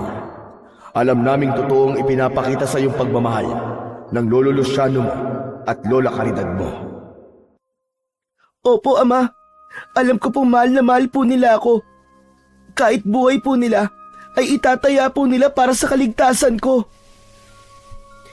Kaya naman, anak, pakamahalin mo rin sila, katulad ng pagmamahal mo sa amin ng iyong ama. Anak, magpakabait ka at huwag mong kalilimutan na mahal ka namin. Pagkatapos nun, ay nagpaalam na ang mga espiritu ng pamilya ni Joko. Umagos ang luha sa mga mata ng bata. Magkahalong lungkot at kaligayahan ang kanyang nararamdaman ng mga pagkakataong yun. Nilapitan naman ni Tata Luciano at Nana Caridad ang bata. Bumuti-buti na ang pakiramdam ng matandang babae. Basta, Apo, nandito lang kami palagi sa tabi mo. Hindi ka namin pababayaan na po. Gaya ng pangako namin sa'yo, di ba? Kami na ang pamilya mo ngayon. Opo. Maraming salamat po sa inyo, Lolo, Lola. Tapos na ang yugtong yun sa buhay ni Joko. Ang mga nilalang na naghahangad ng kanyang kamatayan ay bihag na nila at wala nang magagawa pa para saktan siya o isa man sa kanila. Kailangan na nilang bumalik, subalit hindi nila maaaring basta na lamang iwan sina Medrano at Pablito na noon ay nakagapos. Maaaring maggasik pa ito ng lagim. Kinuha ni Tata Luciano ang suot na medalyon ni Joko.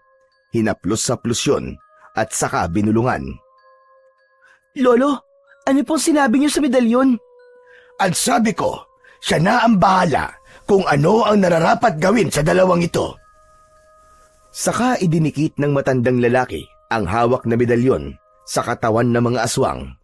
Pagkadikit ng medalyon ay napahiyaw ang dalawa sa sakit na nararamdaman. Lumikha ng usok ang medalyon at nabalot ng usok ang katawan ng dalawang lalaki. Ilang minuto ring tumagal ang makapal na usok hanggang sa unti-unti itong napawi.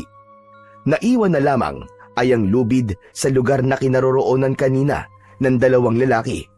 Saka may lumipad na dalawang insekto. Naging nakakadiring ipis ang mga ito. Ginawang ipis ng medalyon ang dalawang aswang na siya namang nababagay para sa kampon ng mga kadiliman. Magkasama ng umalis ng lumang bahay ang tatlo. Magaan ang pakiramdam. Taglay ang bagong sigla at katiwasayan sa puso at isipan. Minsan pang napatunayan na ang kabutihan ay hindi kailanman pagtatagumpayan ng kasamaan.